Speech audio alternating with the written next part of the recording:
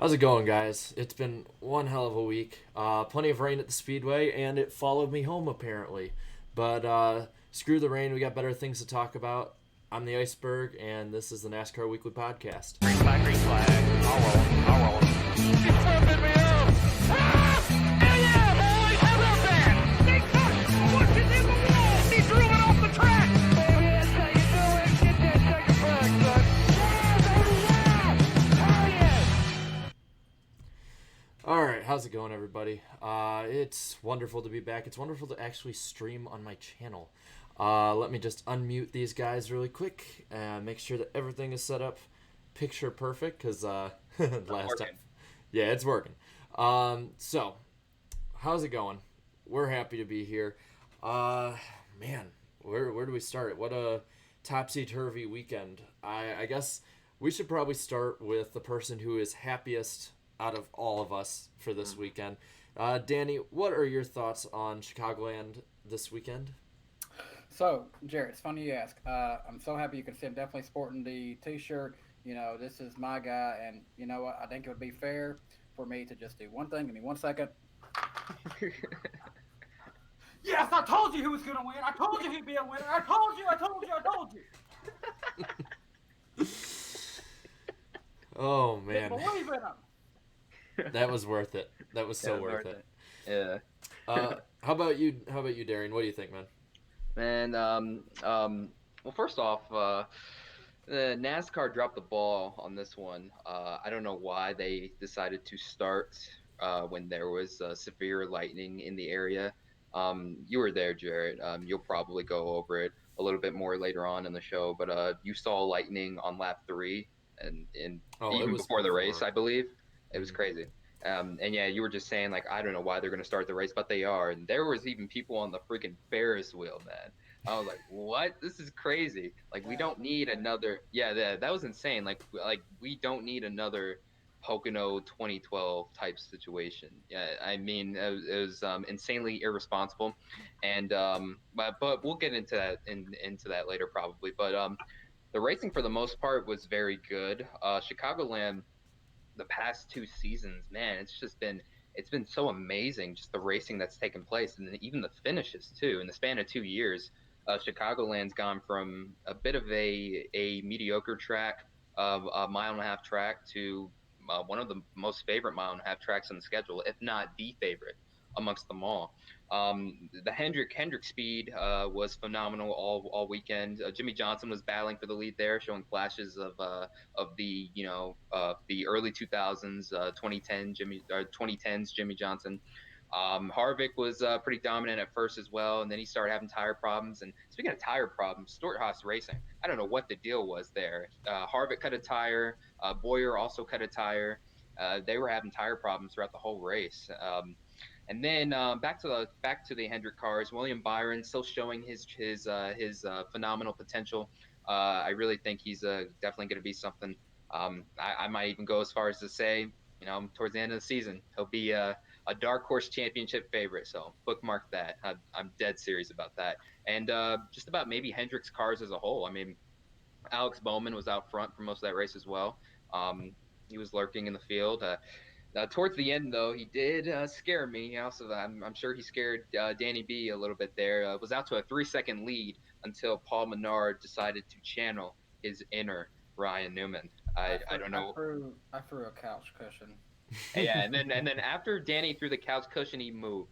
So I don't know what in the world Paul Menard was thinking.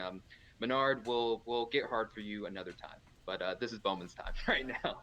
And then Larson was able to catch him, was able to make up 2 seconds. And then once he was a second behind, was able to draft off of him and take the lead with about 5 or 4 laps to go. And then Alex Bowman was able to take it back and complete the win there and get his first career win. Man, so officially the Alex Bowman story, the rags to riches story, is officially complete.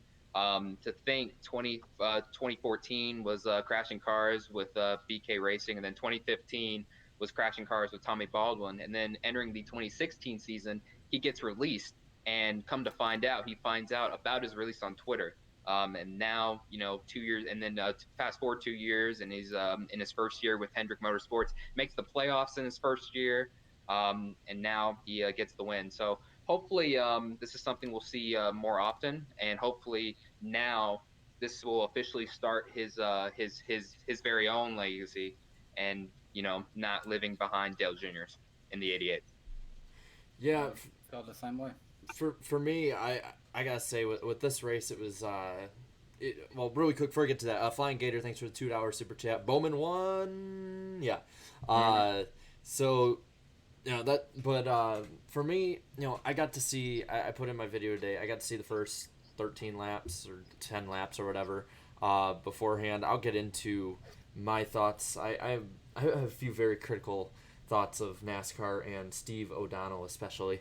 But I gotta say, it was a good race, good amount of passing. Seemed to comers and goers at certain points, and weird thing with the flat tires, but there were a lot of those. But I'll give it about 8 out of 10 or so. I just want to say really quick, apologies if you hear in the background. For some reason, as soon as we started, the rain just got more and more. Weather doesn't like me, apparently. But yeah, I'd give it about an 8 out of 10. It was a good race. Now, I want to show really quick. Let me just share this screen for a moment. I want to show what you guys thought about this whole thing. What did you guys think about the race overall? And you guys, we didn't break any records this week, but we had one less day to do it. Close. We'll just think we had one less day and a couple hours too removed compared to usual. We were about 100 away. Yeah, we were about 100 away. But 68% said it was great, which has only been beat out by the Talladega race, which surprised me because I personally thought Kansas was better than this race. 22% said it was good. That's about middle of the road. 7% said it was average, which is tied with second lowest with Kansas and our two main races at Charlotte, and only behind Talladega of all races. 1% is tied with all the really good ones that I just mentioned, and 2% is tied with Talladega, Kansas, and the 600. The only race that had less people thinking that it was a bad race, surprisingly, was the All-Star race of all of them. Maybe because our expectations were so low. But going down through here, I'll read a few things. Just to point out here, there's 3% that said it was below average or bad. 3.3 thousand people, so that's 99 Kyle Larson fans. Yeah, basically. But yeah, we had a net positive of 90 and a net negative of 3. So that's definitely a very, very heavy swing. Motorsport Fan 17 said that Bowman can now say he's finishing every position in the field from 1st to 43rd. Carnation says if you vote bad, you either hate Bowman or you don't know what a good race is. Going down a little more as the Thunder continues to roll in. A lot of people, heard that. Yeah, a lot of people going with 8 and 9s. Looking through here, Ethan White, that was amazing racing. Let's see what else we got. Chicago is the best mile and a half. The new Atlanta, I would say I'd agree of the last 2 years. And even if you look at 14, 15 was all right too, even though that package wasn't good. So Chicagoland, never ever repave, please, for all that is holy. Like go 30 years without repaving. I saw one thing that said cold temperatures do amazing for this package. That's true. It ended up becoming a night race, and it dropped I heard it dropped 20 degrees after that storm went through, Jarrett. Yeah. Now the only problem I have with making everything a night race is just TV ratings wise. It's a killer with TV. Yeah. I don't know. Everyone says they want more night racing. They want more short tracks, but for some reason nobody watches when we have those. It's odd. 24 Bearcat 24 says, glad to see Hendrick Motorsports car won today's race. And I think that's something that's really refreshing for people. And if you'd told people back in 2007, hey, Hendrick won, everyone's happy, they'd be like, bull. What? They'd be like, bull. Hendrick winning is good for the sport. We just have to admit it. Yeah. Let's see, best race of the season. I think I saw a lot of people that said best race of the season. And then Jake here, you'll be the last one to read off. I won $100 off Bowman. So congratulations. Danny, you might be the second. I'll see you at the bullring tomorrow. He won $100 and I lost $100 because I had to buy that race win diecast. So Danny, he might actually be the real most happy guy after Bowman winning. But yeah, I mean, it was, I think, racing wise, great weekend overall with racing. Yeah, there was a little bit of, lulls with the Xfinity series, and with them having to race a Winston Cup champion apparently in Joey Logano. Truck racing was truck racing. It's awesome. And even ARCA was such a crap show for the first 30 laps. My brother and I could barely stand. We were laughing so much at it.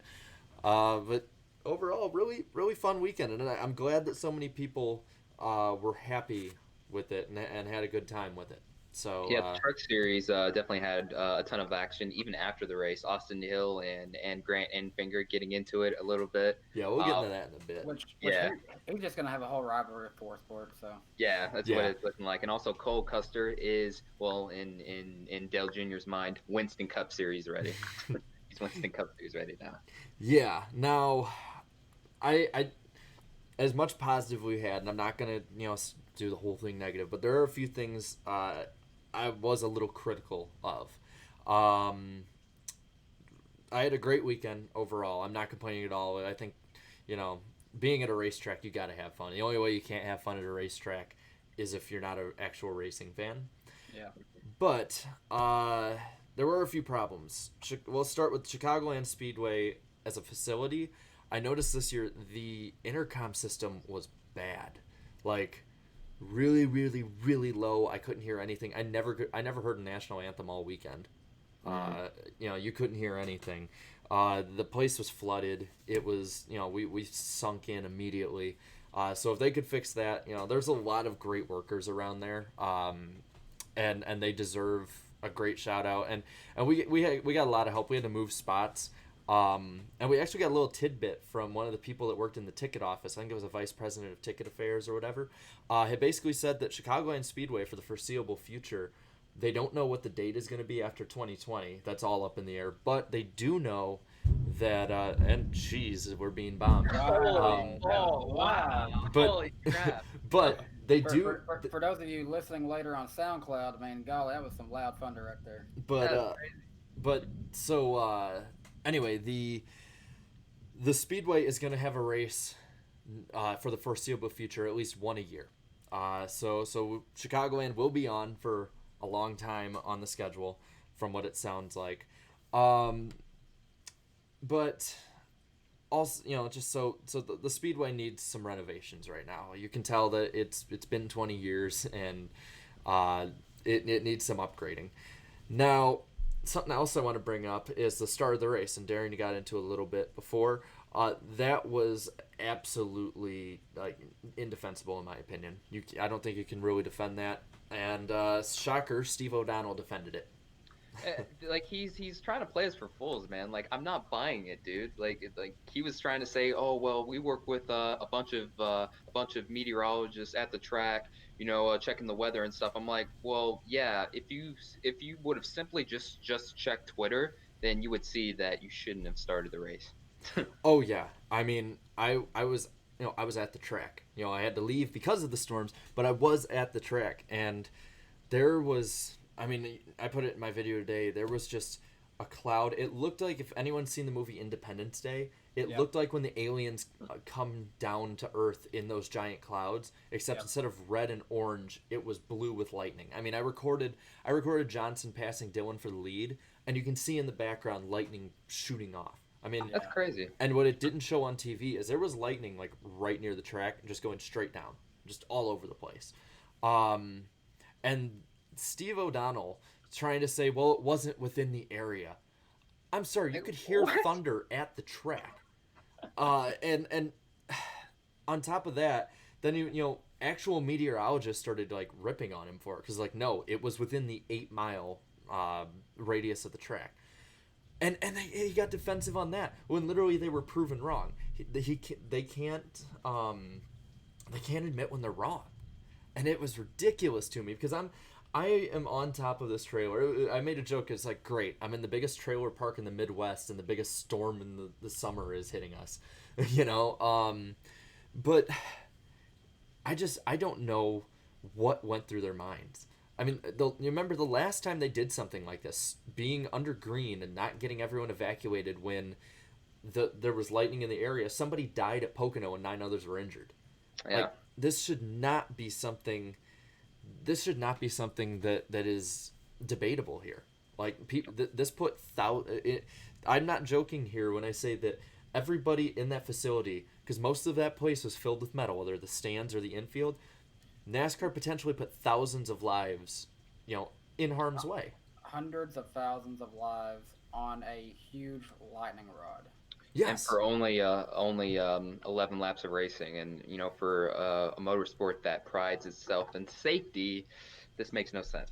Exactly. I've been at Bristol before, and if there was even thunder from a storm just like on the other side of the county that Bristol is in, then they're gonna tell you get down, like get out of your chair, get under the bleacher, like get away.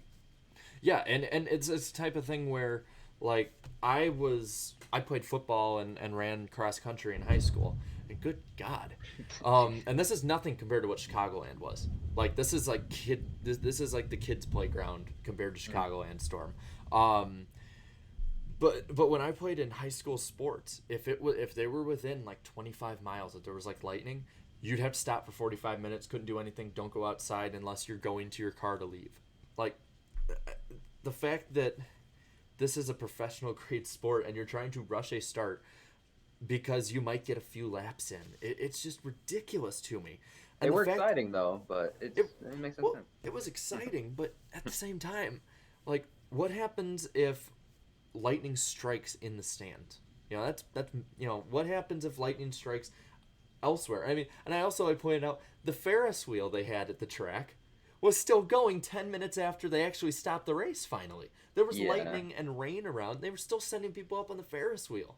Like, and I get that it's not run exclusively through NASCAR. I get that. The people running the carnival or whatever, they're in control of that. But NASCAR has to be in connection with them and talking with that.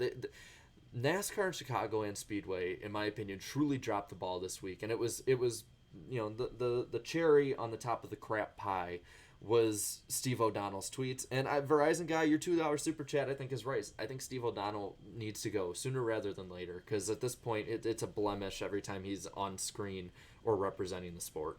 It's like a ridiculous. good bus video. Sounds like a good bus video to do. Do it, man. Do it. I will share him. that thing everywhere. Now, on the subject of Chicago and the Chicagoland, the Chicago area, do want to make a note. Our good buddy Eric Easton is not here tonight, guys. As I'm sure y'all knows, and he won't be on. He did mention earlier, have a great show, y'all, on a plane about to take off to Chicago. Wish I was chatting with all of y'all. So, Eric, it's good. We'll miss you, and we'll see you whenever you come back. Also, congrats on the interview today, but I think we'll get into that later. Yeah, and the dog goes wild in the background. But, yeah, so I guess that's all my take, really, from Chicagoland. Let's get in really quick. We got TV ratings. Now, it's a decrease. It's obviously going to be a decrease.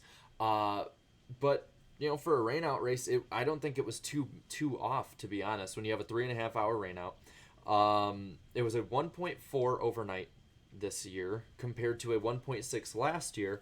Now, when you can't really compare them, I don't think, when it's rained out and all that. But I think it leads to a good question is, and I saw Radman actually ask this to O'Donnell, and he basically threw the TV guys under the bus with it. But basically, what happened to the 1 p.m. Eastern time starts? Because that would have avoided all of this, to be completely honest. Any of these problems NASCAR had could have been avoided with a 1 p.m. start. What do you guys think? Do you think that NASCAR should try and work with the TV guys to get back and start at 1 p.m. instead of 3 p.m.? Well, last year, didn't they say that they were moving up the Cup races 1 hour? And I remember a lot of fans and even Jeff Gluck saying, like, no, this is a bad idea. And, Chicagoland, was proof of that. But, yeah, if it's to avoid, near tragedies and, stuff like, and horrible situations like this, then I'm all for them, moving the race back an hour again. How about you, Danny? Yeah, I'm all for it too. I mean, if it's what's necessary to get it done, I mean, and try our best to get it done, I'm all for it. I mean, maybe ratings wise, there could be some large effect from it. I mean, I know living out here on the West Coast, 1 o'clock Eastern time, it's 10 o'clock here. Um, I mean, maybe you might get more viewership from here, yeah, on this side of the country, maybe something like that. Like, I don't know, like I'm just thinking outside of the box here. I mean, other than avoiding these incidents and stuff, maybe you might have a bit of a ratings boost from this. I'm not sure. I don't really think there's like any other benefit other than what we just talked about. I think that honestly, the biggest benefit NASCAR could have from this is if they do what they were doing in, I believe it was 2009, where they kept running commercials, same start times all season long. Yeah. And what I say is, if you're going to do that, obviously there's going to be exceptions. Daytona can be an exception if you want to start at any different time. If you want to start at 5 o'clock at night or just noon, that can be an exception. The 600, obviously, because of time reasons. But I say that you either start at 1 p.m. Eastern time or you start at 7:30 Eastern time. No changes really from there. It would just be easier for the fans, honestly. Yeah, I was about to say that just so you can stay consistent and, fans can say, okay, it's going to be, same time almost every other Sunday, certain time. And I can, tune in every week and expect some racing.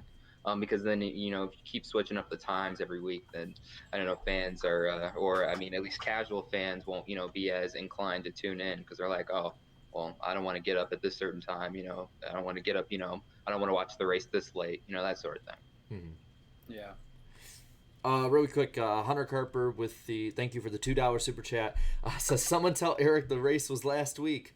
Oh yeah, I saw that on Twitter. Yeah, he let us know that basically, he's got other stuff going on and stuff, but he'll be at the Slinger Nationals. I was originally gonna go to that, but just due to different constraints and time and everything, I just couldn't make it. But Eric will be there, and I believe Cody and maybe Rusty will be there. I'm not 100% on that, but there's going to be a few guys on there from YouTube, NASCAR YouTube on there. So if you're going there, keep a lookout. There's going to be a lot of drivers. Kenseth, Eric Jones, and a few others are going to be there. So it's going to be a pretty big event. But not as many as Bristol. Not as many as Bristol. Yeah, that's going to be the greatest of all time. Greatest ever. Greatest race weekend ever. Yeah. Okay, so I actually wanted to roll back really quick to Danny. Something you're going to like here. Alex Bowman winning. What statement does that put out after losing his sponsorship? Maybe, I know I was talking to an X Factor. Bowman doesn't have an X Factor that draws in sponsorship a lot, like a Chase Elliott or even someone, like a young driver like William Byron. What does him winning now do to sort of add to his profile and sort of moving forward? Like, will this change stuff, or is he just, the same Bowman? I think this is huge for his career because, in my opinion, this has been a huge statement year of the true potential that he's got. If you really think about this, if you think about how long it took Chase Elliott running full time to get his first win in Hendrick Motorsports equipment, Bowman got it in quicker time, actually driving with Hendrick Motorsports equipment. Year and a half, counting if you throw in those races, I guess he ran for Dale Jr. It was still lesser time than I think it took Elliott. So for that one, that's a big bonus to him. Plus, losing the big sponsor, yeah, it's unfortunate, but this now gives another company a huge opportunity. It may even be a better opportunity if Exalta stays in the long run to do more with him because they've really just been splitting this season with Byron and Bowman. They may be able to take Bowman as their primary guy now. Honestly, this is going to seem like a bit of a downer, but honestly, I don't really think it makes any difference. I mean, you see guys winning all the time and not getting sponsorship. Brett Moffitt won in a plain white truck this weekend. That team, GMS, is still looking for sponsorship. Also, John Hunter Nemechek. I know he hasn't won yet, but he's running very well. Still no sponsorship for him. I mean, like in today's NASCAR, it really doesn't matter how many times you win and stuff. Like, I mean, it doesn't seem to attract the top sponsorship dollars as it did in the in NASCAR's heyday in the early 2000s. So I mean, I hope I'm wrong though. I hope this win proves like, hey, Bowman's pretty marketable and stuff. I still think that he needs to stick with that backstory because I've seen ever since Sunday on Twitter, oh, Alex Bowman, what a comeback story here, and they were showing his time with BK Racing, and then Tommy Baldwin, and then they were talking about the time he got fired. This is what Bowman should have done last year, and maybe it might be too late to do that. Nah, I think he's good. See, I'm kind of a little in the middle here, but I do have to say that Bowman, in my opinion, if it's going to be winning and performance, then I think Bowman needs to win a little bit more to gain sponsorship in that regard. I think personally, I think it's a big turning point for him in his career and in his season. And I think if he can propel this into something more this year, and if he can make a deep run into the playoffs, like if he can go, if he can go farther than the 88 team has ever went in the playoffs, which is being eliminated in the round of 12, then I think that you have a much better chance at marketing him. He did show. I did notice, and I have been crucial that I thought for a while his personality was like a block of wood, but I mean I watched a little bit of NASCAR America this week, and I have to admit I really enjoyed the interview with him. You know, he's putting himself out there more. He's and getting that attention, I think, helps show that. So I think a few things have to line up for him to be perfect with sponsorship moving forward. I mean, Hendrick is a genius when it comes to this stuff. Even if there are problems, they're very short-lived ones. He's able to fix it, and I do have faith in him. I think that if Bowman wins another race or two before even the playoffs, I don't think he has to worry at all. But I do think that winning at least one more race is going to be needed to ensure stability moving forward long term. I said this after Kansas. I think that Kentucky is going to be a big chance for him to get another one. And I even think he's got a good chance this weekend, seeing how they ran it down Talladega. Looking forward, if Bowman can, when he gets to the playoffs, and seeing how the 88 team has been running some of these mile and a halves as of late. But actually, fun fact, he's actually third in average finish on mile and a half tracks right now this season. Yeah, I'm going to go over that in a bit. Yeah. And I'm just doing this just quick here. Looking at the way the schedule runs out, I see a couple tracks that look like they could be pretty key for him. Las Vegas to start off. That will be a night race. And his team, that car has been running a lot better on these mile and a half when they're in the nighttime. That one could be big for him. The next one that stands out is in the round after that, Dover. Seeing how they got second, had a good chance to win there. Talladega had a good chance to win there. Going back to Kansas, this time it'll be a daytime race, so we'll see. You got Texas in there. Phoenix, obviously, he loves Phoenix. And then what kind of stands out to me is if for any reason he can finagle himself into the Final Four at Homestead, Miami, that race will run into the nighttime. Good the way that track is run. If the team can keep up what they're doing this season, I like the way they're going moving forward. And don't forget Bristol either. He seems to have a knack for that track as well. Oh yeah. Dating back to last year.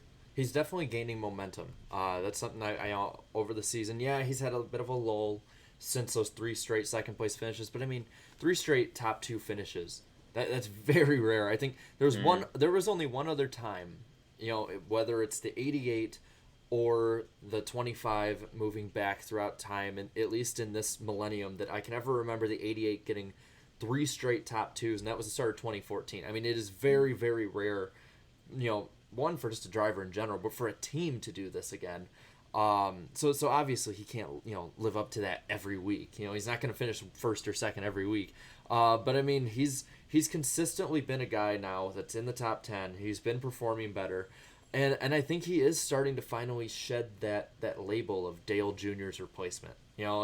Whether Dale Jr., you can say whatever you want about his career. Personally, I think it was an above average career. But those are huge shoes to fill, both socially and on the racetrack. And I think that he's doing a great job at just being his own. And I think that that's going to help him moving forward. Nationwide, that was a Dale Jr. deal.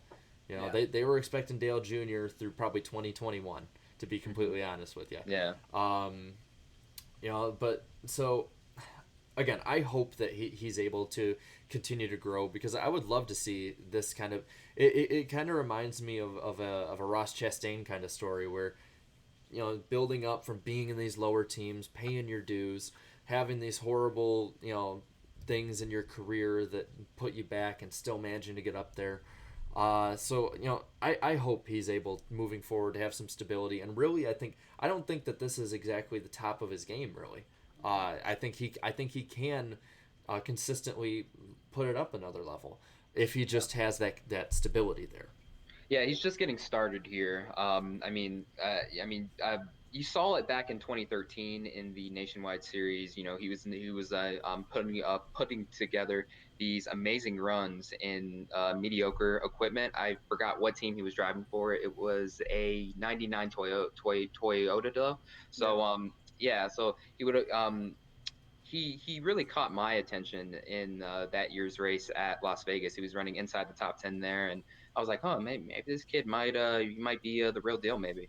But then he finally gets his big break. Okay, Rab Racing. That was the team name. That's right. That was the same team that owned the '09, I think. Yeah. Thank you, Chad. So, he was just putting together these runs, and like you mentioned, Jared, it's never easy emerging from the shadow of the one and only Dale Earnhardt Jr. And the only way you can do that in fans' minds is if you start winning. And if you want to officially just break through, you have to win a championship, in my opinion.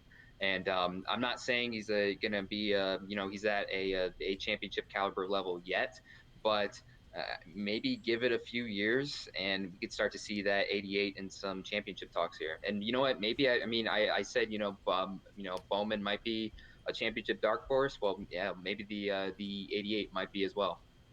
That's what I'm saying. And when I was looking at the schedule going forward, that's why I said I'm happy Bowman finally won. That was the big thing for me as a fan. I'm sure it's him as the driver. Just get that first win. But as I look at it, just the way it lines out, the way that team's been running this year, I see some good opportunities there for him. Yeah, and it also makes you think, maybe makes you wonder.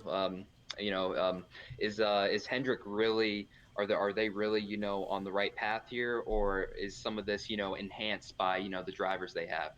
And what a difference a month or two makes. Just 2 months ago, we were talking about how maybe these prospects, I don't know, they might not be the best. Byron might not be as good as advertised. Bowman might not be as good as advertised. And what do you know? They start cracking off these runner-up finishes, and they start in top 5 finishes, top 10s, and there you go. Alex Bowman, his first win. Hendrick all weekend was being pretty, in my opinion, was probably the best all-around team out there all weekend when it came to speed and everything. And I just kind of moving a little shifting of subject here. Truex actually was interviewed and basically was like, guys, it's just one race, and basically saying that Hendrick's speed right now is probably just a one-off thing. And I kind of got to ask, like, do you guys think it's a one-off deal? Because I think that, personally, I think you saw the guys that were more experienced, Elliott, Johnson, Bowman, they finished higher than, or ran higher a lot than someone like Byron, who he made some crucial mistakes on restarts and was shuffled back a lot. So do you think it's the drivers? I guess, like you said, is it the drivers carrying the team, or is the team actually gaining speed as we're moving forward? I'm noticing more and more in practice sessions and in qualifying. I think it's more just the drivers, because the team is showing signs that they are getting better. They're getting faster cars out there. Yeah, if it was just a one-off deal, then could have fooled me. The last couple of weeks, William Byron's been on one. He was dominant in the early going of that Sonoma race, and then Alex Bowman clicking off, second place finish after second place finish, 3 second place finishes in a row, and then Chase Elliott having tremendous speed at Talladega and some of these other mile-and-a-half tracks, and even at Kansas, he was battling for the win late in the race with Ricky Stenhouse towards the end there. I don't really see it as a one-off deal. If we're gonna maybe pick an individual driver, maybe you can make the argument that Jimmy Johnson this week was a one-off deal, but even then, that's kind of hard to believe. Just how fast he was, like all weekend, he was very consistent. And even at Sonoma too, he was running inside the top 5 and top 10 there for some of the race too. So. I don't know. I don't really see it as a one-off deal like Truex is saying. And honestly, if I'm Truex, I'd be a little bit worried here heading into the playoffs. Well, I see that in the chat. I was looking at it, and Tom Curran had said that Truex got mad at someone for posting that, thinking it was fake. even though it was in his post-race report for Toyota. So, I mean, I saw someone on Twitter and Reddit both say the same thing, is that maybe Hendrick fans should be happy about this, because it seems like every time that Truex talks a little trash at somebody, Joey Logano, it turns out pretty well. He doesn't end up winning the war, so Truex just lost the war again. Yeah, so really quick for people in the chat, as I was looking, I did see some people asking, when's Joseph going to be on? He'll be on at some point before the top of the hour. He's, got some stuff he's got to do beforehand, but he will be on, especially for the second half of the show. Joseph will be here, so don't worry. We're not pulling your leg on it. But, yeah, I guess, do we have anything else really from Chicagoland? Some other keynotes here. Well, in the truck series, Natalie Decker got a top 15, so hey, she there survived. You go. Yeah, she survived. She's fun. It obviously wasn't her fault, but she got a top 15, so yay. And then Brendan Jones as well. Brendan Jones had a phenomenal weekend in the truck series, finished second, and even in the Xfinity race, he was running inside the top 5, even the top 3 at one point. I forgot where he finished. I'm assuming he finished somewhere inside the top 10. He was able to put it together, but he was very noticeable all weekend. And like I said in the beginning of the show, Cole Custer, dude, Cole Custer. A lot of people were criticizing Haas for saying, well, no, he's not ready yet. He's not ready. I mean, Haas knew what he was doing because, he's, taking his time, much like, Haley Deegan is taking her time with, Haas is taking his time with Cole Custer and not moving him up the ranks. I mean, some possible landing spots for next year. I know I said on Twitter after Boyer's blown tire, Cole Custer in the 14 is starting to look good. And I don't know, some of y'all took that to heart. And but what else is new? So maybe the 14 might seem like a viable option, but another viable option is the 41. And I know that's hard to believe, but Daniel Suarez is only on a 1-year contract. With an option in the second year to leave, or for the team to eventually get rid of him. But I don't see that happening. Honestly, the 14 ride seems more like a realistic possibility. I like Clint, and I want him to succeed. And granted, he won 2 races last year. I just don't know if that is the right fit for him. I don't know. He may do better with a different team. Clint Boyer's his career is interesting. In the very beginning of his career, 2007, finished 3rd in the points, and I'm like, man, him and RCR have something. They got something cooking there. And outside of 2007 and 2012, his seasons have either been a few good, mostly mediocre, and then some really bad. So he's very up and down. If we're gonna look at the team, the 14 ride, he's done a tremendous job with that team, driving for them. Was able to get in the playoffs for the first time last year with 2 wins. But is he someone that I see can that can eventually become a championship driver? No. Right now, Cole Custer is competing for championships in Xfinity, and we don't even know if he's going to eventually do that. But honestly, the risk seems to be worth it to see how Cole Custer turns out, because I mean, let's say you fail with Cole Custer, you still have some other prospects in the pipeline. I mean, you got Chase Briscoe, who's pretty underrated in my opinion. And if we're also going to look at some other drivers in the Xfinity series, you got Austin Cindric in the Ford camp. Yeah, Austin. I know the chat's going to go off. Austin Cindric is he's much better than advertised, especially on the road courses. So with the whole win and you're in format, winning on these road courses can seem they seem like an easy playoff lock in the Cup Series for Austin Cindric if he ever moves up. So I don't know. What do you think, Jared?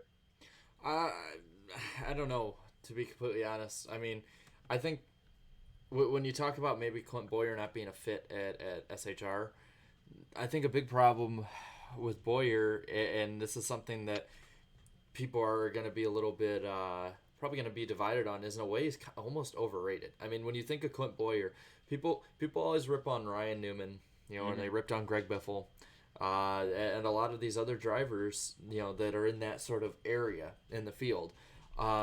But Greg Biffle and Ryan Newman have way more wins than Clint Boyer. Clint Boyer only has 10 wins. Mm-hmm.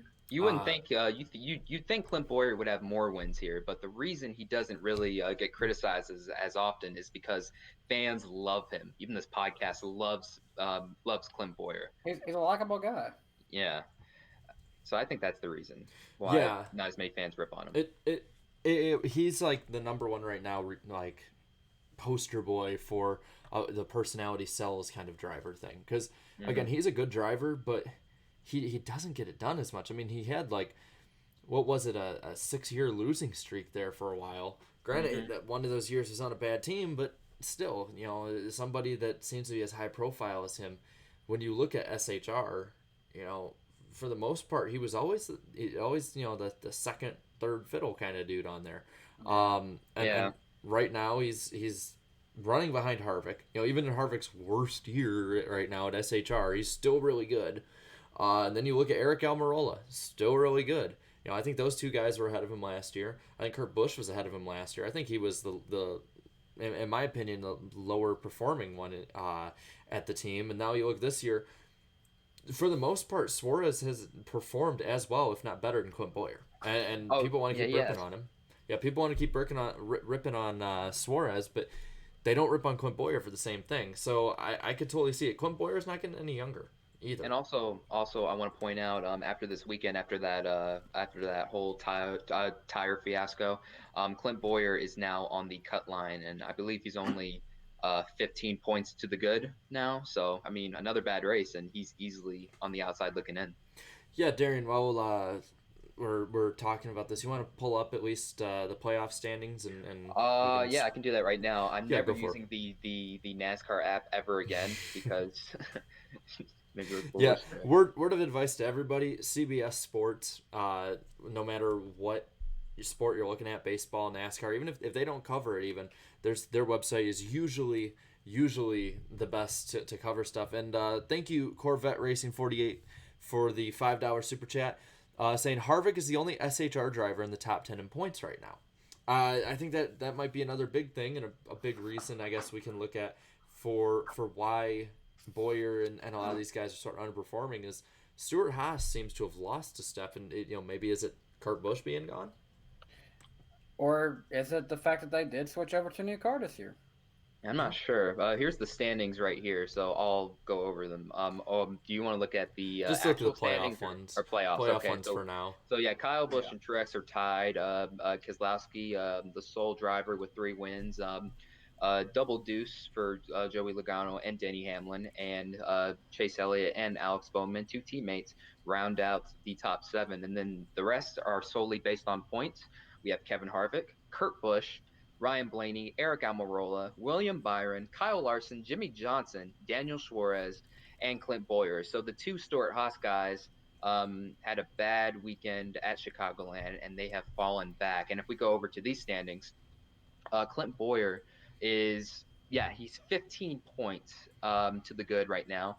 And then you also have Ryan Newman waiting in the wings, and then also I don't know, Ricky Stenhouse and Paul Menard, they round out the top 20, but I don't really see them as real threats anyways. Well, I don't know, looking at that list right there, you know, Eric Jones, defending Daytona winner, and Ricky Stenhouse Jr. obviously having 2 super speedway wins, those would be 2 key dark horses to watch this weekend. Well, and I could honestly, you know, I might be taking Eric's place right now in defending Eric Jones, but I honestly think that Eric Jones and that team, they could turn it on. I mean, they're not they're not a bad team by any means. I mean, you know, me and Darian share this back and forth. I keep track of how it would be like with Winston Cup points, and you know, Eric Jones is, when it comes to just like points like that, would be outperforming Daniel Suarez, Clint Boyer. You know, he's not doing as bad as people are saying he is, I guess what I'm saying. Yeah.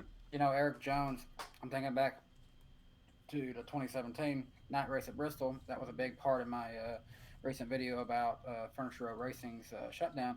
And I think back to that race. Well, to me, Eric Jones is an early favorite for me to win that night race at Bristol because he runs really good at Bristol. He always has.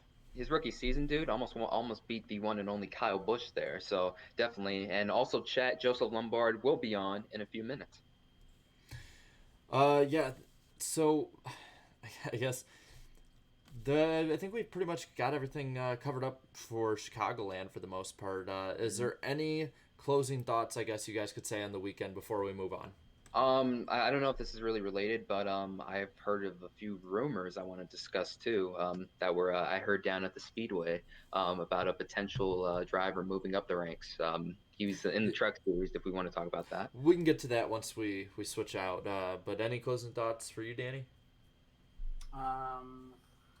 Yeah, this guy's awesome. He's a winner. Chicken dinner.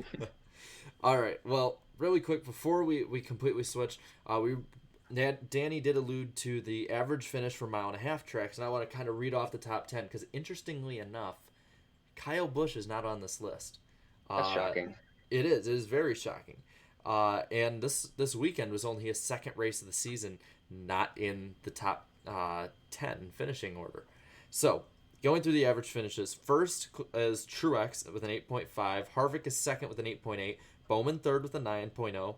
Elliott fourth with a 10.0. Then Almirola and Logano tied for fifth with 10.2. Keselowski and Kurt Busch tied for seventh with a 10.7 average finish. Johnson is the third Hendrick car on this list with an 11.0 average finish at the mile and a half. And then Ricky Stenhouse Jr. has an 11.3 average finish at 1.5 mile tracks. So I got to ask you guys, a lot of names on that list that we're not expecting. How do you think that that affects the playoffs and the playoff order moving forward? Could we see anyone sort of jump out of nowhere and start making themselves a real player moving forward? I mean, I already mentioned it, how I saw the way the playoffs schedule looks, and going off of this, it's definitely given the 88 a much better advantage than anyone probably ever gave them credit for earlier this year. And also, Martin Truex Jr. has the highest average finish. So, how's it going, Joseph? He has the highest average finish. So to me, in my mind, that makes him the favorite heading into the playoffs based off of that alone. And also Kevin Harvick, a lot of people are counting him out this year. It doesn't look like a bad season to me. He's doing pretty well for himself. I mean, just because Harvick isn't winning, that he's still there. And Ryan Newman did this in 2014, raced himself all the way to the Final Four without winning. Harvick can do the same, and he can take it all in Miami. Absolutely. How's it going, Joseph? Doing pretty well. You guys got me? Yeah, we got you. Cool, man. Just rushing to get here. My computer was off for whatever reason, so that took me a little longer. So my apologies. It's all good, man. It's all good, man. All good. We're just sort of getting into, I don't know if you heard when I read it off, but basically the average finish at the mile and a half tracks. I could just read off the top 10 really quick for you if you want. Sounds good.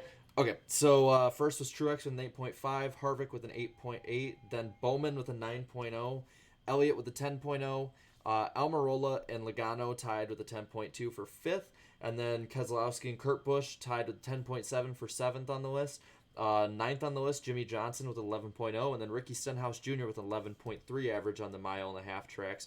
And interestingly enough, Kyle Busch is not even on the top 10 for average finish at mile and a half. So we were sort of asking what people could sort of jump out of nowhere with this information now that we aren't expecting for the championship and the playoff ranking moving forward. Well, I'm surprised Kyle Busch isn't even mentioned in the top 10 for average finish at a mile and a half, because he's been strong there.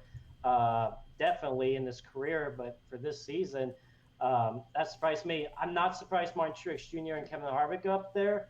Alex Bowman, man, wow, he's up there. Wow. That's all I gotta say. For playoff wise, Kyle Busch just needs to step it up. I know he's strong at their tracks, but his mile and a half, they need to fix that. Because there's definitely quite a few mile and a half tracks in the playoffs. So I feel Kyle Busch needs to step up his game. The next mile and a half track is Kentucky. And he's been good there. So maybe he could turn things around there. I know we got, we got a few more still coming up on the schedule. I think there's another one before the playoffs. I can't think on top of my head, but Kyle Busch, man, you gotta step it up. Gotta get in the top 10 list of, man. That surprises me for sure. Yeah, absolutely. Alex Bowman definitely surprised me, but you know what? I'm not surprised at the same time, because he's done really well on mile and a half tracks. Did well at Kentucky, Texas. He had a good run. Of course, he won at Chicagoland, so not at all surprised there. But I feel Mark Truex Jr. and Kevin Harvick, those are the two I watch out for once the playoffs come. So, but yeah, Kyle Busch is the one that surprises me. And another surprise to me is Jimmy Johnson. Yes. Based off of the first mile and a half race of the season at Atlanta. Jesus Christ, I can't even say, I can't even talk tonight. At Atlanta, he had just unplugged my camera. My bad. He had a horrible run there. Finished 25th, I think, 3 laps down. It was just so bad. And seems throughout the season they were able to definitely turn it around in a hurry. So shout out to him. And yeah, I don't know what was their chat at Atlanta, basically. Wow. That's what I was saying there. I did it on purpose that time. On the 1 year anniversary of John Deere of all days. Like, oh, it is? Is it really? Yeah. Really? Wow. Someone left in the chat that tomorrow is the 1 year anniversary of John Deere. So let's get awesome. John Deere in the chat. Come on, guys. and while you're at it, lick the like button. Lick that like button. Yes, lick the like button. That's definitely another T-shirt idea. John Deere along with at Atlanta. You've heard of Hot Atlanta. Get ready for Atlanta. Basically. There you go. Sound No, like a freaking we are computer. not. Are you doing okay, Darian? I know you had a little stroke there, but you good? Oh, I'm good. Yeah, no, I'm 100% good. Yeah, I was like, what? What the hell? What the hell's going on with me there? But yeah. Oh well. We're not actually lagging right now. It's on purpose why we're talking like this now. No, my mouth is just lagging. So I guess the Atlanta will be covered by Barstool Stort. Yeah. Stort's ready. Yes, join the long list of botched BFM sayings. Yeah, well, I'm just sort of looking through the list, and there's actually one closing thing I do want to kind of talk about with Chicagoland as the race itself, and it was Hamlin's pit road penalty. I guess I just right off the bat. What race does Hamlin not have a penalty? Let me. Hey, he's got bad luck. I don't know what to do. The most. He somehow won this year. The most recent one. The most recent pit road penalty this week. I guess two questions: fair or foul, and then should the rule be changed up a bit? Because I saw even on NASCAR America they were talking about like this rule, the wording just it's leading to unnecessary penalties. So I guess what are you guys' thoughts? Joseph, we'll start with you. What's your thought on the penalty and the rule in general? Here's the thing: I do not like the uncontrolled tire penalty at all. It is I always hated it ever since they announced that rule when it was first in place. I mean, the uncontrolled tire, to me, it should be a tire rolling out of the pit box. Or like when you're rolling the tire back to a crew member and they don't grab it. Yes, I can agree that's an uncontrolled tire. But arms reach, it's such a dumb rule. I do not like it. I agree with Denny Hamlin. I looked back on that penalty as well, and that should have not been a penalty, in my opinion. So, uncontrolled tire penalty, I don't like it. It's only a fair penalty to me that if the tire rolls out of the pit box, that's fair. But yeah, this is why NASCAR keeps losing fans, unfortunately, because of the too many rules is one of the main reasons why. I haven't liked this rule from the very beginning. I think NASCAR is way too strict when it comes to these harsh pit road penalties, unfortunately.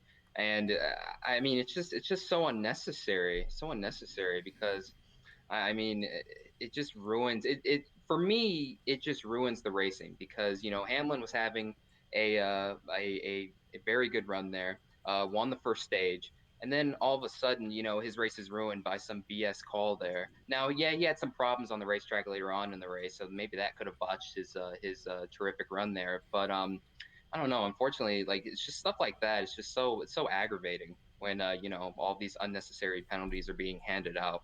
The whole arm's length thing, like I guess I understand it, but I mean that was like so. You can make the argument that was so borderline, I guess, and some people are just like no, he didn't do anything wrong there, but some have made the argument, well, rules are rules, and we've even alluded to that on the podcast. Yeah, rules are rules, but it doesn't mean that it's not stupid. I mean, yeah, it's definitely a dumb rule. Just get rid of it.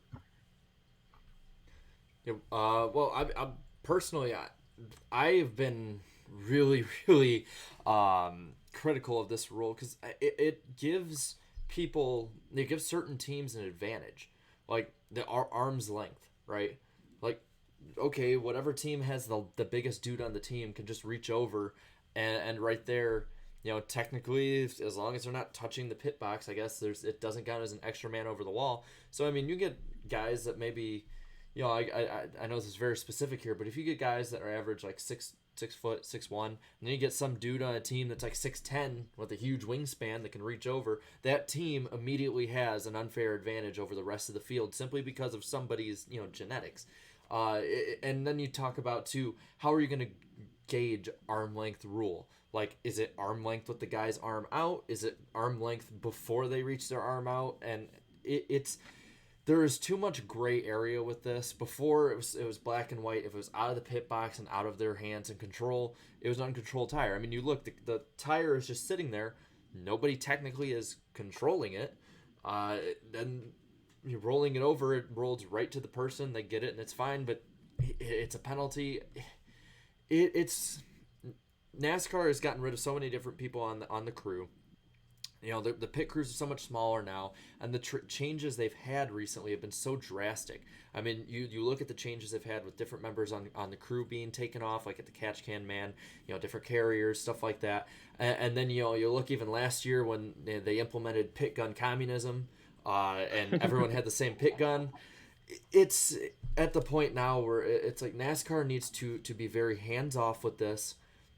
Get rid of a lot of these rules that just make more gray area than we had before, and let these crews do what they've done best before. If a crew is smart enough to find a way to make a pit gun fast enough that it takes over time 2 seconds off a stop, I don't think they should be penalizing every single person for that. The rest of the garage needs to learn to catch up, in my opinion. This is just, NASCAR has always been like this. Certain teams make progress and the rest find a way to catch up and surpass them. Hendrick was it looked like the greatest team ever, winning half the races in 2007. Now you look at Hendrick, people have caught up and passed him.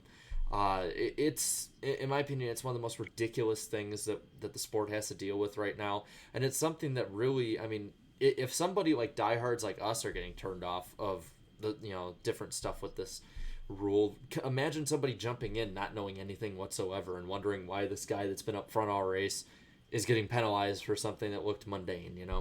Oh, and also explain how 19th has more points than first place. Explain that too. 19th had more than third this week too, I believe, or was it 17th or 14th or whatever. Harvick had more points than the third place finisher again. Yeah, something like that. Crazy. There's a lot of stuff that NASCAR needs to iron out, make more simple. I think the simpler the better anymore. Make stuff simpler, make people are easier to understand it. But I think that's a broader issue we can probably get into another time. Really quick, speaking of Chicagoland, not of the race itself, but just of an opinion, I saw this. Forbes had an article saying that NASCAR is not cut out for certain places, for instance, Chicagoland. I guess, what are you guys' thoughts that due to low attendance and lower viewership, that NASCAR needs to get away from places and markets like Chicagoland that seem to not be as open as places like the Southeast, for instance? I absolutely 100% agree with that. Now, towards Chicagoland, nah, not really, not so much, but maybe towards some other places. And specifically, what I'm talking about is the places where NASCAR expanded to during its heyday. So maybe some tracks. I know Kentucky. I don't know. Kentucky's a bit of an iffy one for me. Like, I know the racing's been piss poor, but their attendance for the most part has been very solid. I'll even throw my track in here, Las Vegas. We recently even took out more seats, unfortunately, on the front stretch grandstand. So I don't know, maybe you can throw them in there as maybe being questionable in that decision. Maybe even Fontana. Well, no, I probably shouldn't say Fontana because the attendance there was pretty solid. Maybe Sonoma. The racing has been good, but like there was like huge patches of empty seats during that race a couple weeks back. There's an argument to be made for tracks mostly not in the South, I guess, because I mean even tracks like Bristol and Martinsville, like they've had attendance problems, but I mean you're never going to get rid of those. I mean, it just produces good racing, and that's in NASCAR's roots. Maybe start expanding into some tracks, maybe take some of these tracks off the schedule and start expanding into tracks such as, I don't know, just some where NASCAR's never been before. Like, for example, like, I don't know, like I see in the chat, someone says NASCAR needs a track in Wyoming, North Dakota, or Montana. While those aren't, major draw cities, like there's a ton of race fans in those areas. I mean, Kamikaze Games talks about the racing scene out there is unbelievable in North Dakota. So maybe, look at some tracks there, not for the Cup Series per se, but maybe trucks, Xfinity, I mean, trucks definitely in the late 90s and the early 2000s raced at some of these small facilities in the past and looked pretty sold out to me. So maybe do that.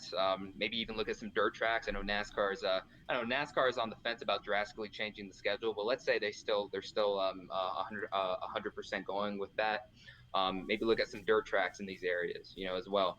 I mean, I'd rather have, sold out races in these small markets than half crowds in these big markets. Well, and the note to make about Chicagoland this year is that they again took down their attendance before was 80,000, then down to 76, then they moved it down to 52,000. This past year they moved from 52,000 seats in the stands to 47. I mean, the as much as I love going to Chicagoland, with this TV deal ending, in 2024, if the sport is still up in the air and has to rely more on attendance again, as much as I hate to say it, like Chicagoland might need to be on the chopping block here. As great of racing as it puts on, and that's a dilemma I think NASCAR's at, is you have great racing at places like Kansas and Chicagoland and Vegas in a lot of ways.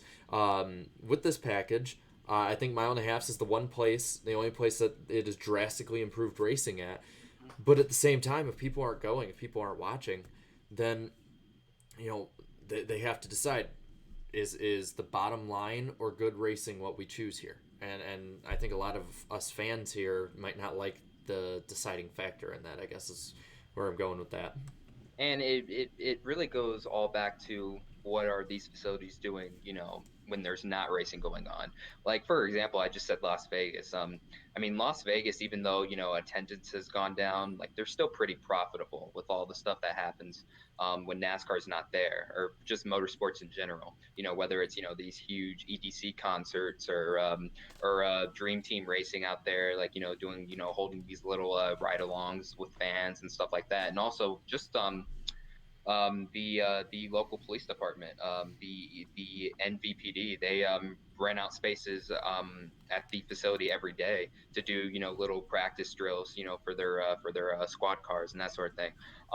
So off the track they're still profitable. So I think for that reason alone, like they'll never be off the schedule because they still make SMI a ton of money. They're one of the most, if not the most profitable track in their stable.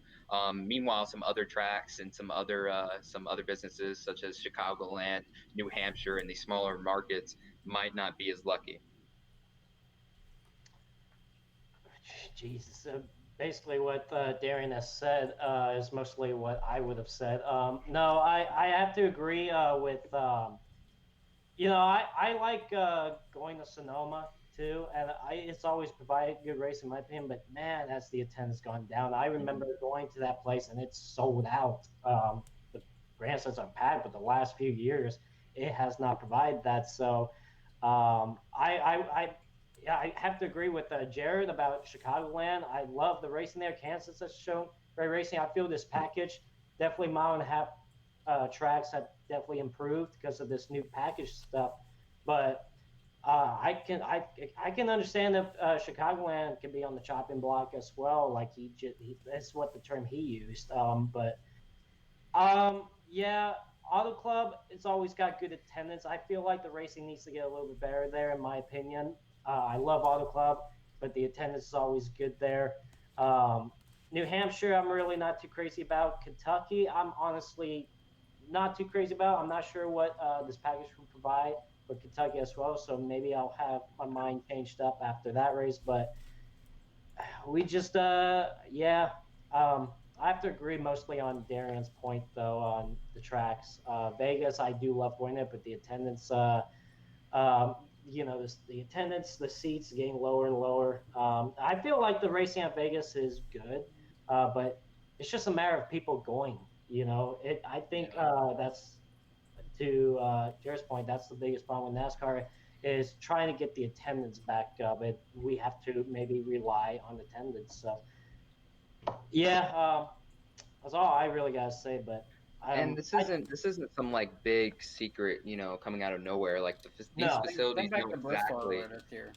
Yeah, like these facilities know exactly what's going on with today's attendance, and they're not necessarily reaching their bottom line. For example, I mean, I was in a meeting a couple weeks back at the Speedway, and even some of the higher up guys, like they were even addressing those concerns and stuff. Like in their speeches, they were like, hey, even though NASCAR, is not where it is right now. It's even though we're not where we want to be on that front, we're still we're still one of the most profitable tracks, out of all of SMI. So I mean, it really shows where these facilities' minds are at. It's like, okay, forget racing. Like we know we're gonna make some money, but not as much. We can't just rely on it. Like, what can we do outside of these facilities to make that happen? I mean, Bristol in 2016 did the whole Tennessee Volunteers football game. I hope and pray they end up doing that again, because I would definitely like to go to one of those in person. Just to see Bristol sold out, it alone would be a reason to go. Just to see the atmosphere. Yeah, just to see the atmosphere, the camaraderie of those two college teams playing. Like, that would be awesome. I think back the most exciting moment for me in that one was just getting in there, watching everyone file in, and then when we did a national anthem, so many people, everyone held up like these cards and made this big like American flag in the stands. This big, huge jet flew over, and it was just like, this is awesome. I wish this was every NASCAR race here. Yeah, I mean, it just takes you back to those good old days, man. Good old Winston days. Yeah, good old Winston days, unfortunately. Really quick, before we do our very brief lightning round that we're going to have, which only has like 2 topics. There's not much to lightning through this week other than the weather at the track. I want to thank some of the people who left super chats. John Smith, thank you for your 2 $1 super chats. Really cool of you, man. Corvette Racing 48 leaves another $2 super chat. We need more short tracks and a few more road courses. I think we all agree, as long as people show up. And then Jake Baskinger, thank you for the $2 super chat. Says, get a track to Columbus, Ohio, and Louisiana. Those, I think, would be 2 markets that would work. Louisiana, yeah. Louisiana, I don't know why they don't have some major track down there. That's an untapped market down there. Yeah, maybe, like, what are they afraid of? Like, the tsunamis or hurricanes or whatever. Yeah. I mean, what the beating Homestead Miami Speedway has had, and it's still there. It's all good. Yeah, I don't know. Like, I really can't think of a reason why there's not a track there down in New Orleans, man. Hey, real quick, Jared, I got a news here, and it's good that we got him. Good that we got him on here, because I said. Oh, sorry, I didn't know I just did that. I was a little awkward. Hey, cut out the awkwardness. Hey, go ahead. A former guest of the podcast, Ryan Vargas, announced today, proud to announce that we have extended our partnership with Lombard Brothers and AMR to run the rest of the Irwindale Speedway schedule. Hey, you want to tell us more about that, Joseph? That sounds awesome. Floor is yours. Yeah. So, obviously, after he lost this ride in the K&N E-Series after last season, he immediately came to me on the phone. I mean, him and I have been friends before then and stuff. But, so he came to me and asked if we're willing to help out with partnership deals for his late model racing out in Irwindale. And we talked about it for a couple of days. He gave me a quote on how much it would be, and then we worked things out, what the schedule was going to be like. And at first, it was only going to be a one-race deal. It was only going to be a one-race deal, and then we talked about it more. He was only going to do part-time in Irwindale throughout 2019, but so far, half of 2019, he's racked up 2 wins. He's never finished outside the top 4, which is very impressive. He's really talented out there. How many cars usually run out there? Oh, I would say it depends. Mostly, it can get up to about 15 or 20 cars. That's Okay. He's definitely got some talent, and like I say, he's a good kid. How would you not? Why would you not want to work with him? And of course, the team itself, they're just really nice people. So he was only going to run part time in Irwindale and then do some East Coast late model races out in North Carolina. And so then when that went down, when he was running, getting good results, I should say, at Wendell, he's up there in the points. He's leading the points things. I think right now he's leading it by 6 or 8 points going into Thursday night's race. So he's like, you know what? I think I want to run the full Irwindale schedule for late mile.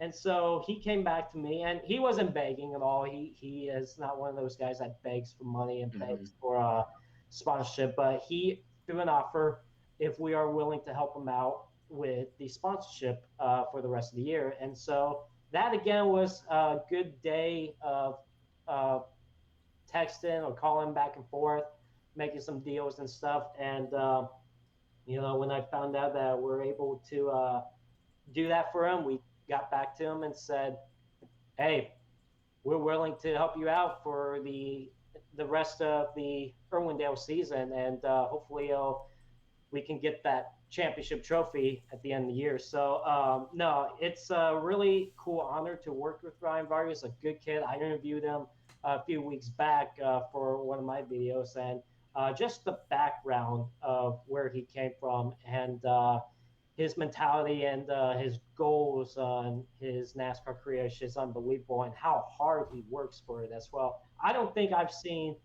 a driver that's trying to get up through the ranks that works so hard than Ryan Vargas.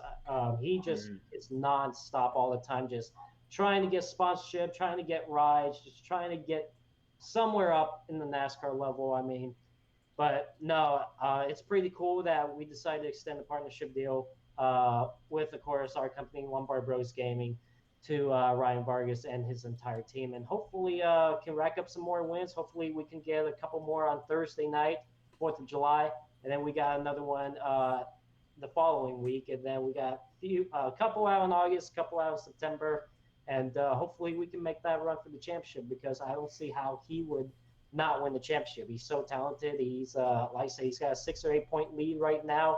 So it was a good decision for him to decide to go for to run full time for the rest of the season in Irwindale. So, Lombard Bros Gaming extended the partnership with them for the rest of the season, and I'm so excited about it. He's excited about it. The team's excited about it, and we're ready to go for a championship with them. Well, I think that really says a lot about you, Joseph. You're really doing awesome things. You're in a situation where you're fortunate enough to be able to take care of great young guys like that, and it really shows just what this generation of NASCAR fans and up-and-coming NASCAR drivers is really doing for each other. We're really, people may not really realize this as just being an outside, viewer of channels like myself, like you, like my other two here. We really do a lot to try to work with each other. We really try to, give each other, pointers, tips, help each other out in what we're doing.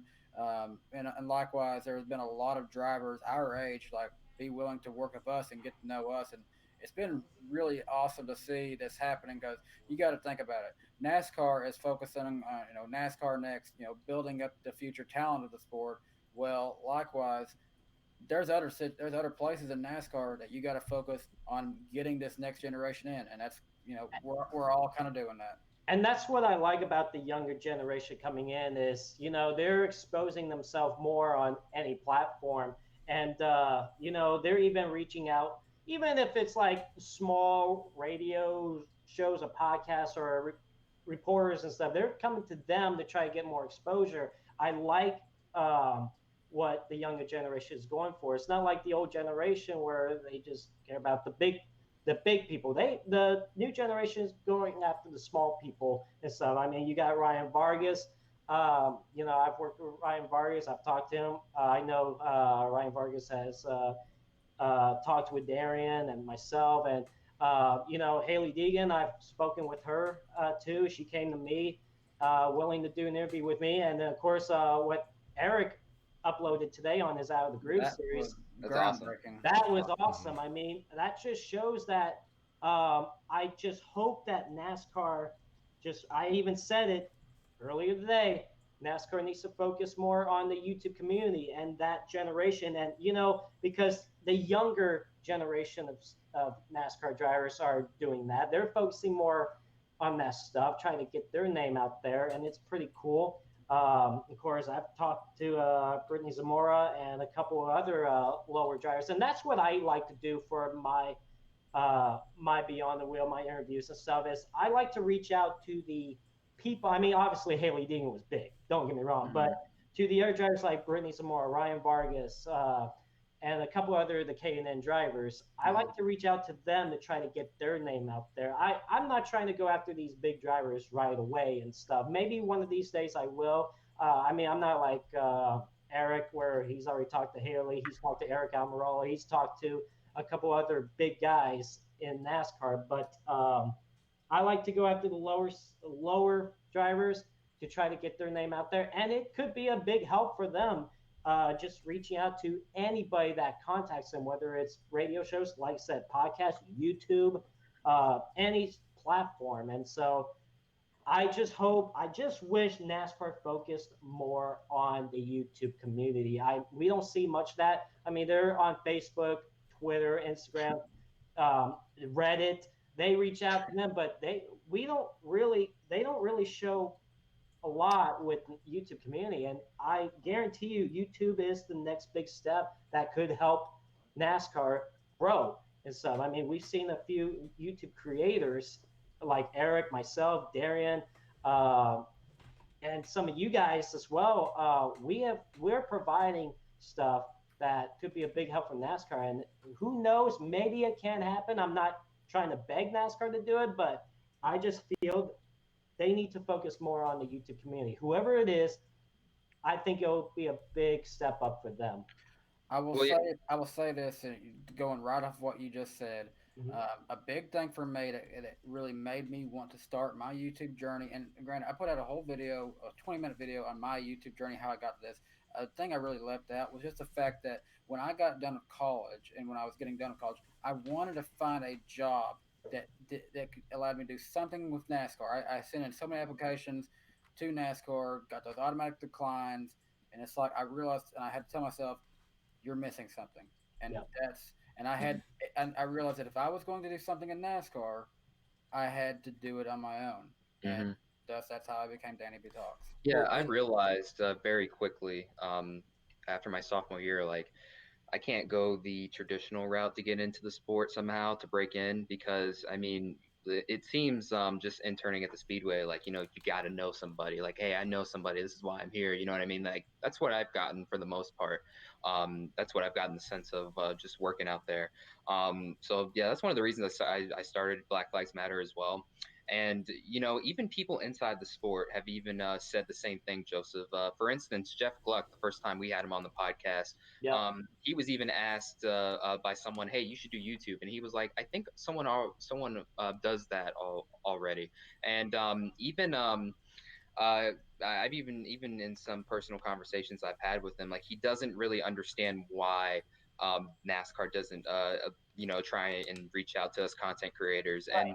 And also, another thing he said to us before the show, he was even asking us, hey, has NASCAR ever hit you guys up for anything? And we're like, no, never. It's not a thing. Like, they don't do that. And I mean, that just goes to show you that, the higher ups in NASCAR are just, they're not with today's generation, not even a little bit. It's clear. It's clear as day.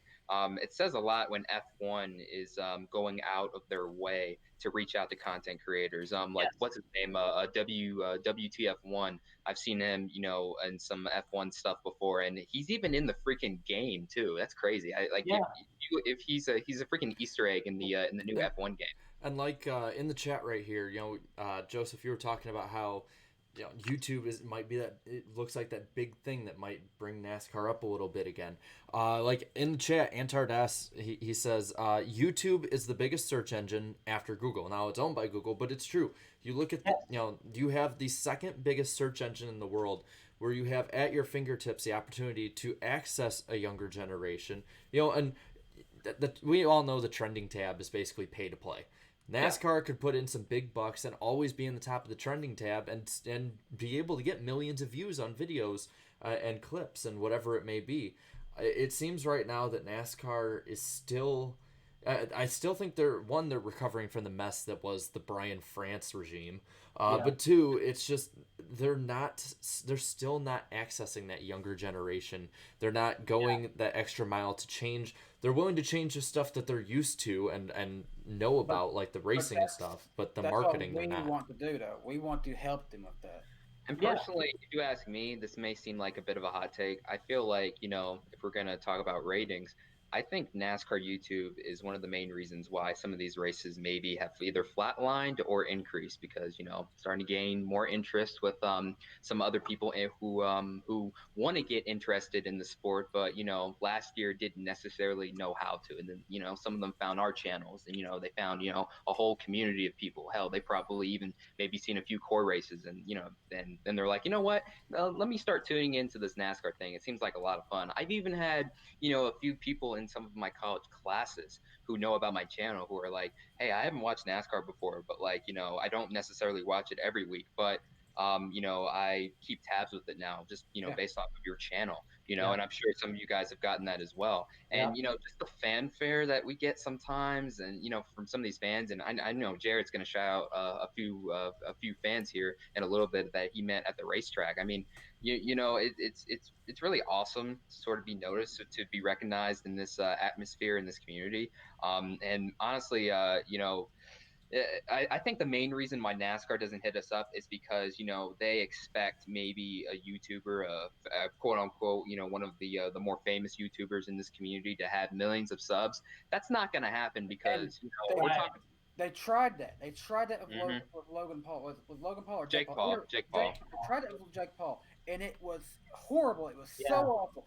Yeah. Terrible representation of our sport. Oh, absolutely. Yeah, no doubt about it. And I feel like they're thinking like, oh, well, nobody here has millions of subscribers and, talking NASCAR. And then you have to think, well, it is a NASCAR YouTube channel. Like, NBA channels, NFL channels are going to have those subs because they have more eyes drawn to the sport. NASCAR races alone, I mean, I think on average 3 to 4 million people still watch. So no, we're obviously not going to get, that big of a subscriber base. But if we keep working, if we keep, collaborating and keep putting out good content, maybe, this may sound crazy now, 20, 30 years down the road, a NASCAR YouTuber reaching millions of subscribers and, billions of views might be common in this community. I don't know. You never know.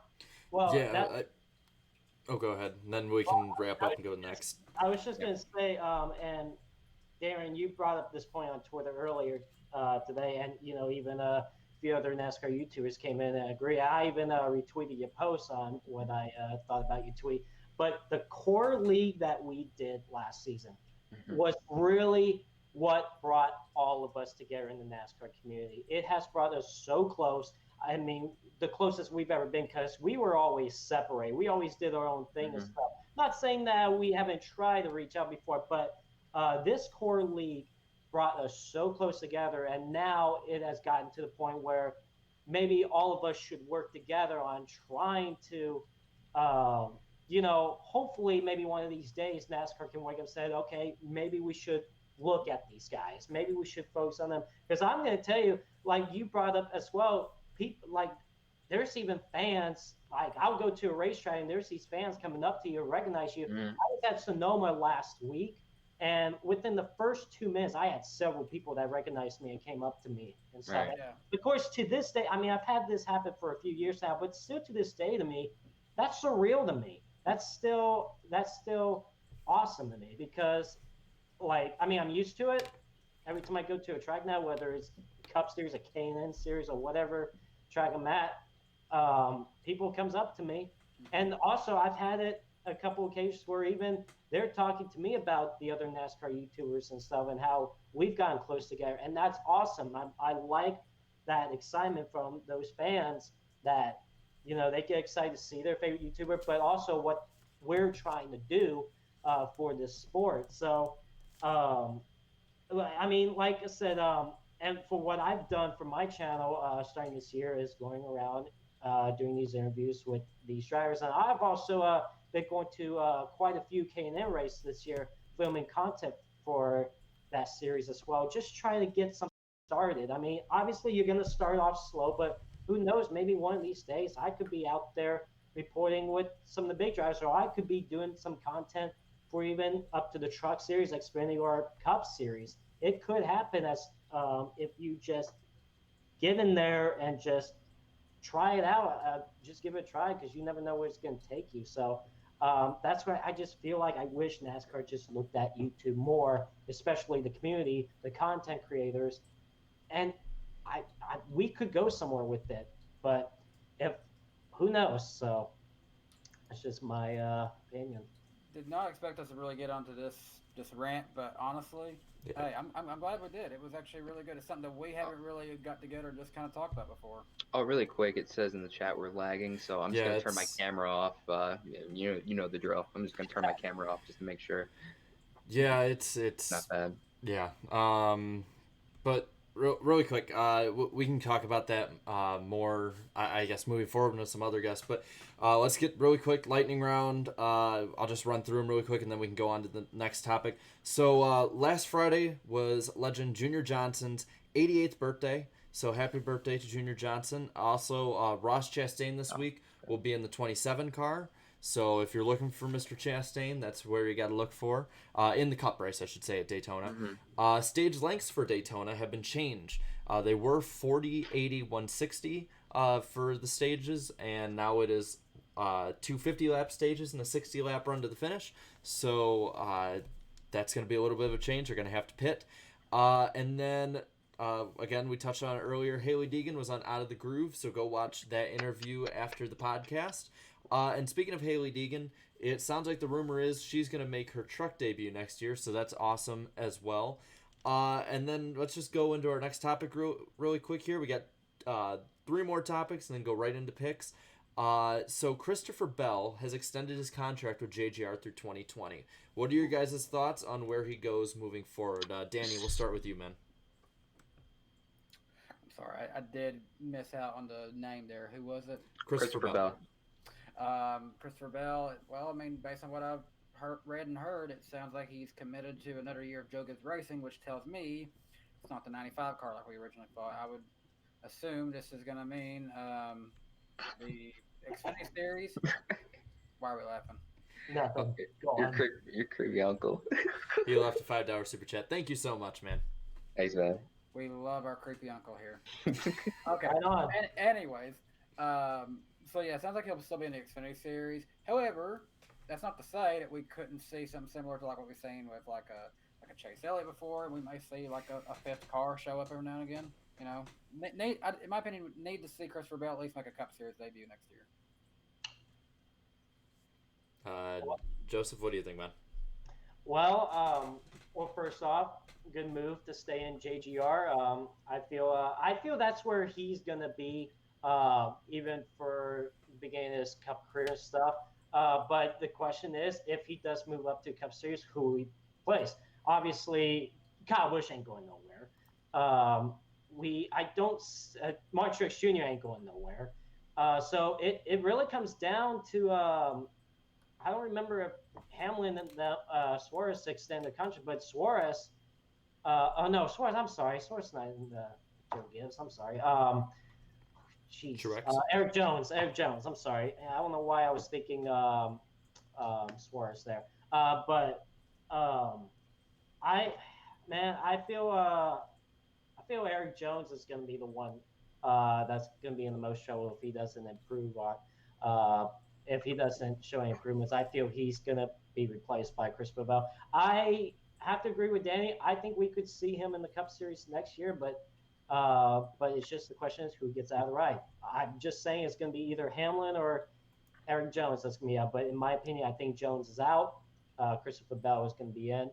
But who knows? Maybe he might stay in Xfinity for at least another year, but maybe try to run some part-time Cup next year. Maybe add a 5th year for Joe Gibbs. But my opinion, he's moving to the Cup Series full time next year, replacing Eric Jones. Yeah. So I was on a podcast last night called Follow the Lead. It's called Follow the Lead, FAH. And I was first of the mindset of thinking, okay, Bell's going to go to the 95. It's pretty obvious.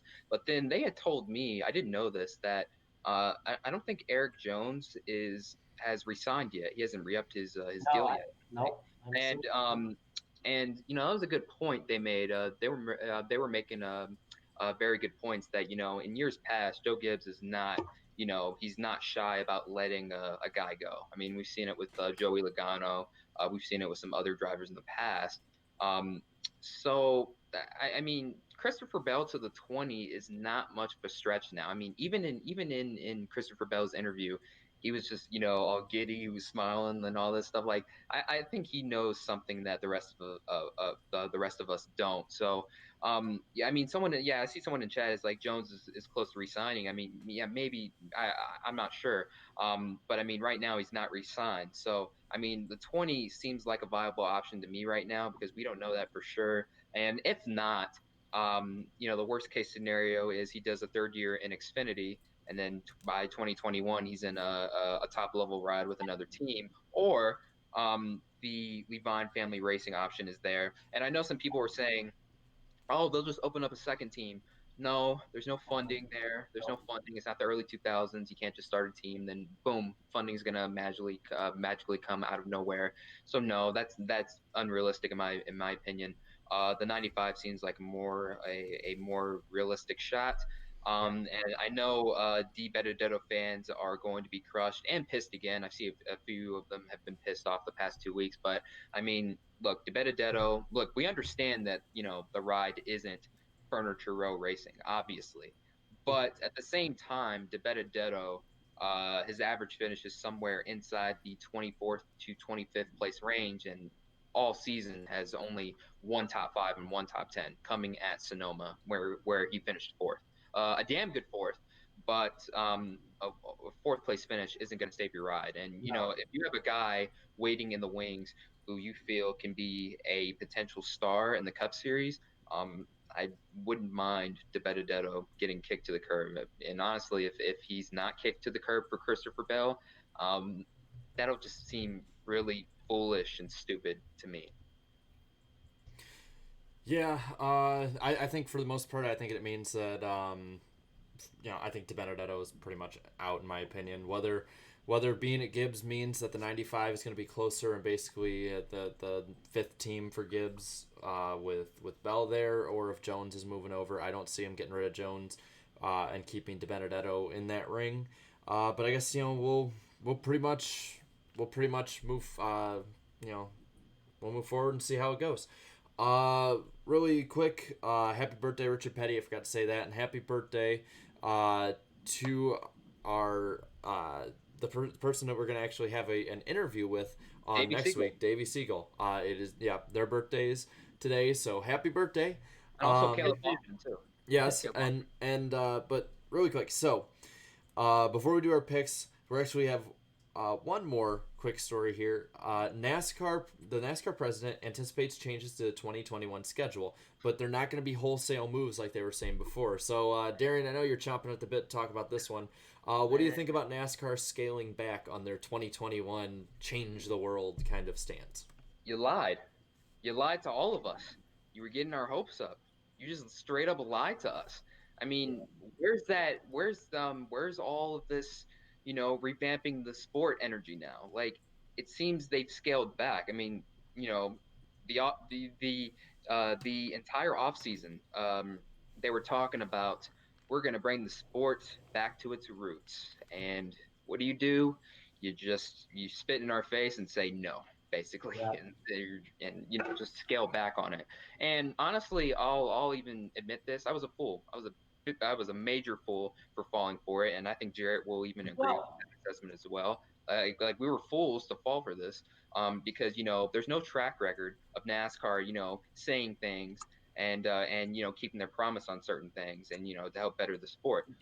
It's the exact opposite. So their track record is basically just lying to us and basically deceiving the fan base and just driving fans away. with these BS changes. So when he says that, in my mind, it's saying, okay, well, we're going to change a few things, but it's not going to be a drastic change. We're still going to have mostly 1.5-mile tracks, and we might add a couple short tracks here and there, which is fine. But I mean, the whole schedule needs a revamp. And then what's even crazy to me is, and I have to call you guys out on this, the fans. Like when I tweeted that out, fans were they immediately defended NASCAR. They're saying, well, if the Gen 7 turns out to be well, then it won't matter where. I mean, if you've been watching the podcast, we've had many people within the sport saying that they do not trust this process with the Gen 7 car at all. It's been totally rushed. If you look back in years past, the Gen 5 and Gen 6, they took years to develop, and the racing was while it was pretty good at times, nowhere near the level of the Gen 4 though, not even close. So I mean, what track record is there to say that the Gen 7 is going to be good? And what track record is there to say that, oh, well, NASCAR might just be, fooling us, or maybe, they don't entirely mean it, and, I've called out negative fans before. Trust me, I don't like to be negative about the sport, but it is so damn hard when stuff like this transpires and happens a lot. Yeah, I have to agree with Darian. First off, NASCAR, I don't like the lying BS. What you did to us, because some of us have fallen for it. Some of us, I mean, I thought it was very obvious too that, like, okay, what drastic changes were you gonna say? I didn't really trust it 100%, to be honest with you. I had a feeling it's like it was kind of BS. That's why I haven't said much about it. But the fact that story came out the other day, I was just like, I knew it. I knew I didn't trust NASCAR. It was so BS, because here we all are, most of us are hyped that, oh, we're going to see this schedule revamped. Just all these changes, and it's exciting. But then that story came out, and I was pretty disappointed with NASCAR on that. So it's like, you know what? You want your sport to grow, don't throw out this lying BS to all of us here and just get us all excited for nothing now. Because now I feel like most of us are excited for nothing. It was just a disappointment. Enough with the strip tease, basically. Yeah, it was basically, that's what it was. It was like a strip tease.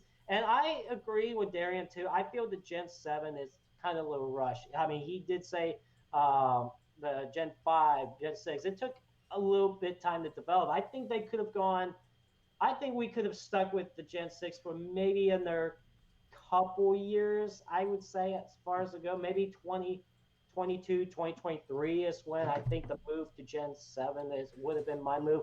Try to get more time to develop this car. I feel 2021 is kind of pushing it a little bit. But who knows? Maybe we'll still see some good racing out of it. I mean, we still see some good racing out of the Gen 6 cars.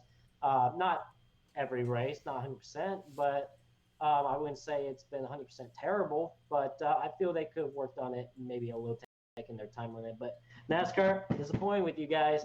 Got us all hyped for nothing, all excited. Now we're just like disappointed. No, that's not a good move on NASCAR. You want the sport to grow back? Don't be lying to the fans. It's not a good move. Danny, what are your thoughts, man? I'll be honest, I really don't have the proper opinion on it, so apologize. Is there a proper opinion? I don't know anymore. Yeah, I don't blame you. I'd be pretty speechless too sometimes if I was very disappointed as well. I mean, honestly, the 2020 schedule to me, I wouldn't be surprised if they, maybe switched a couple races around and, hey, that's the 2021 schedule. And that's it. Yeah. Well, yeah, I think we're all pretty disappointed on it, but let's just, not much we can do about it. I guess now we just let's move to picks. I kind of have to accept it at this point. Yeah.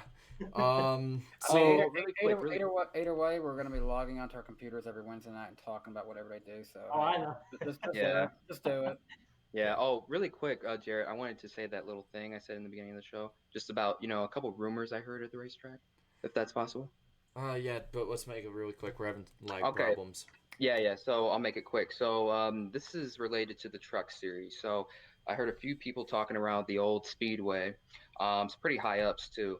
Um, so it's looking like Stuart Friesen to the Xfinity series might be a possibility.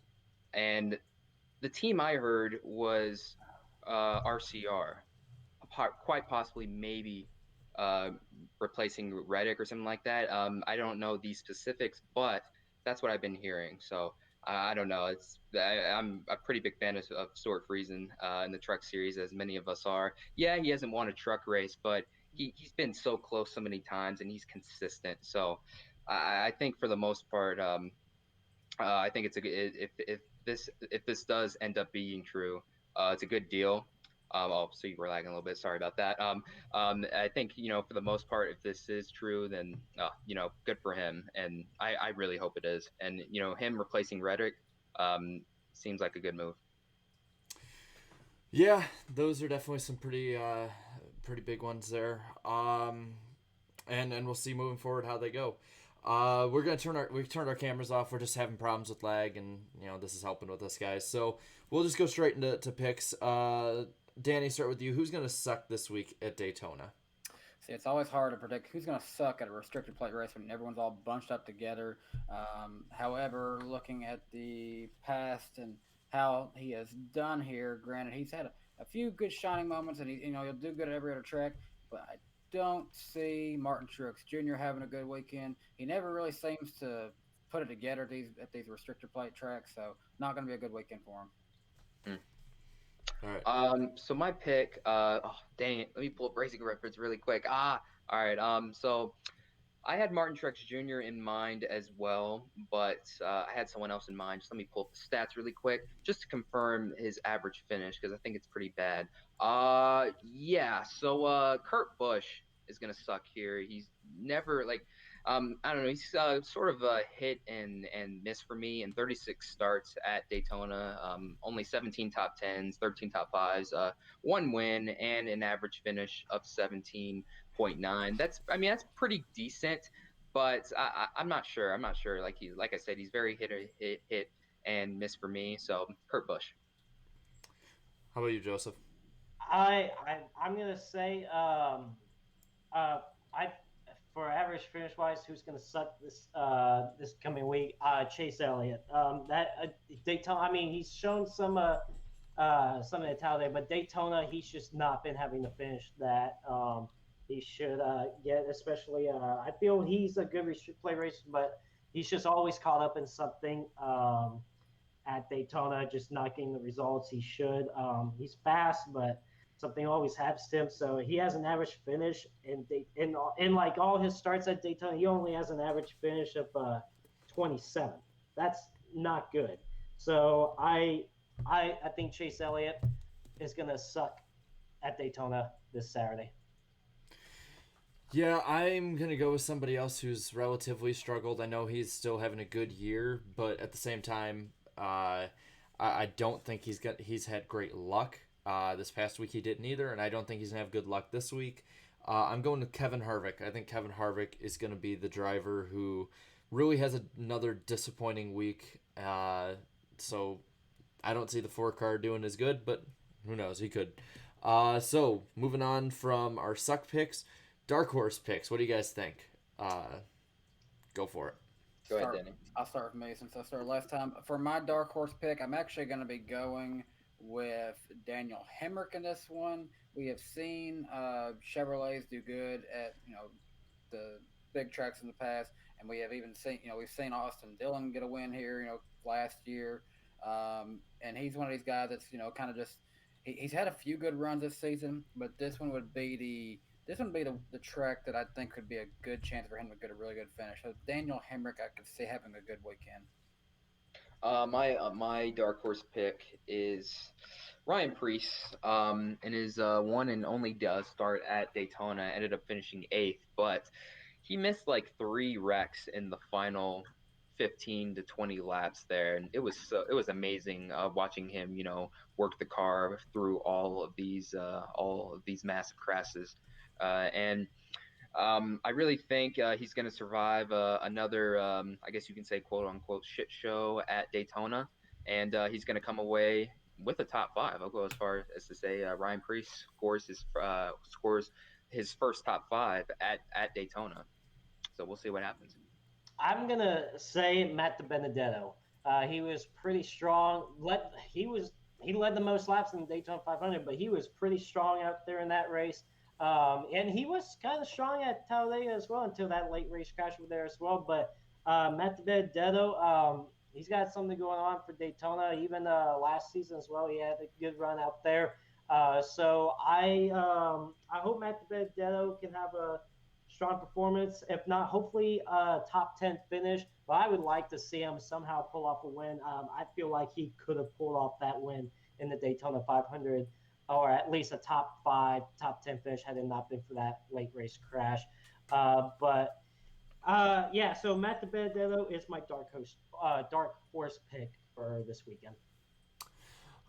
As for me, I'm going to go with somebody who has won at Daytona before, but at the same time, people definitely overlook him, and that is Austin Dillon. I think Austin Dillon is going to have a pretty good week this week. I know I picked him to do bad at Chicagoland, and based on the history, you would think I was right, but he finished in the top 10.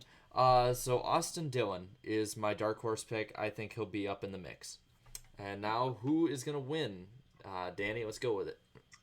So in the past, when Hendrick Motorsports has won the spring Talladega race, they have usually also won at least one of the Daytona races. Usually, it's happened quite a few times actually. So with that logic in mind, I would want to say Chase Elliott, but I'm kind of on the same boat that Joseph was on. He hasn't really been able to put it all together at Daytona. But I'm thinking back to what happened at Talladega. The second place guy he did the same thing 2 weeks in a row. Hey, he's on the world of momentum. I didn't pick him last week and he won. I'm picking Alex Bowman to win 2 in a row. Well, if Danny can make biased picks, so can I. Bubba Wallace this weekend. I made that pick last year.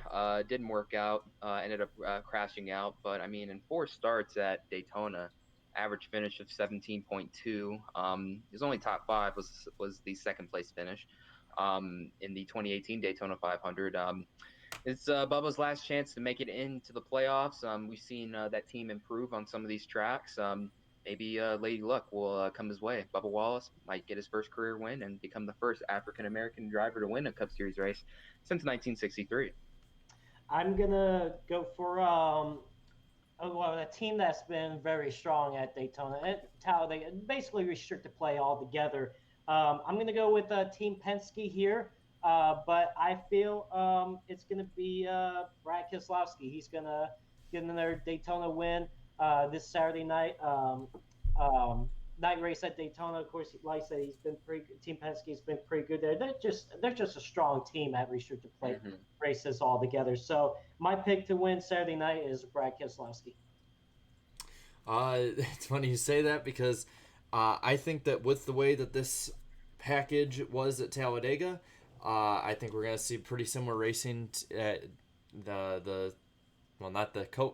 Coke Zero 400, I should say, this weekend that we saw, in the mid 2000s with the Pepsi 400s, where you have different people in different packs. You have the cars that handle well, the good plate drivers, people who really excel at restrictor plate racing, taking advantage of it. And I think that Brad Keselowski also, I think that he will take advantage of it. And I think that he will go out there, do pretty well, and, might lead the most laps. And I think he'll get the win this weekend.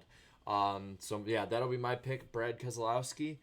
And that wraps it up with picks. So I see a lot of people in the chat picking people like Stenhouse, Logano, Keselowski, BJ McLeod. BJ McLeod. It's gonna be anything's possible at Daytona, guys. Yeah, it's gonna be a pretty big chance for a lot of people to win this week. So that'll be a really big opportunity, and it's probably gonna be a really fun race. Just rain, stay away. But yeah, so I'd say when it comes to our, topics, I think we're about wrapped up. I guess, Joseph, is there, thank you for being on at such short notice tonight, man. Is there any, anywhere you want to shout out, anywhere people can find you?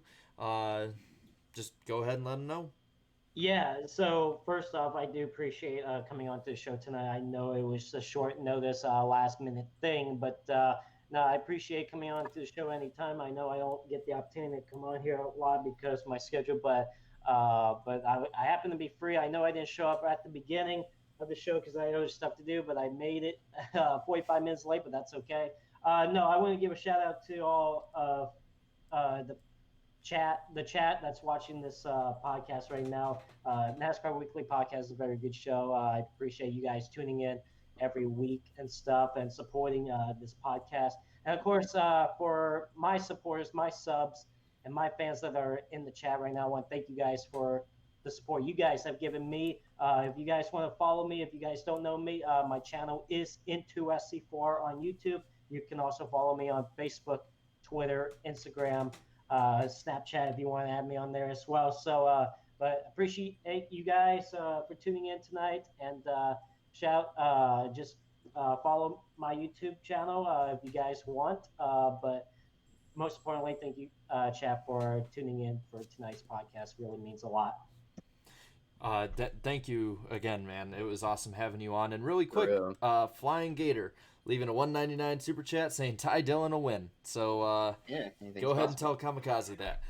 Really quick, I just want to end out on one thing, just that personally I want to do. I'm gonna put on my camera, just me, just because I want to thank some people that I was able to meet this weekend at Chicagoland. So let me just get this on. Okay. So if you follow me on Twitter, you probably know who I'm going to be talking about here. I met some fans at Chicagoland over the weekend. There were 8 of you, and, got to talk with you. You guys were awesome. It was so surreal to be able to meet people that watch the show, that, watch my channel, talk about, and know all the different ins and outs, the inside jokes. Have been watching since really the start of the podcast for a lot of you. So I just wanted to shout you guys out. Henry, Charlie, Toby, Caitlin, Preston, Cody, Caitlin, and Jacob. Thank you guys so much. It honest to God made my weekend. It was one of the coolest things that I've ever experienced at a racetrack. And that's saying a lot. There's been a lot of cool things that I've experienced at racetracks. This is right up there on the list. Thank you guys so much for watching every week, and for taking time out of your weekend to come and talk with me. It was really, really awesome. I don't know what to say other than it was a surreal experience for me, for people to take what I put out there, and really and have it be a difference to somebody. So thank you guys so much for watching every week, and to everyone in the chat that watches this week and every week. Thank you guys as well. It's been awesome, being able to do this and have fun doing this with people that are good friends and so on and so forth, with amazing guests, and we hope we can keep it up for you guys. But I think for the most part I got everybody muted on here. That'll wrap it up for this week. Thank you guys so much for watching the NASCAR Weekly Podcast on this channel. We'll be on Black Flags Matters channels next week with Jake Baskinger and an interview with Dave Siegel. It's going to be really, really fun. Make sure you're there. Don't miss it for anything. Next Wednesday. And until next time, guys, just have a good one. And we'll see y'all next week. Green flag, green flag. I'll roll. It's flipping me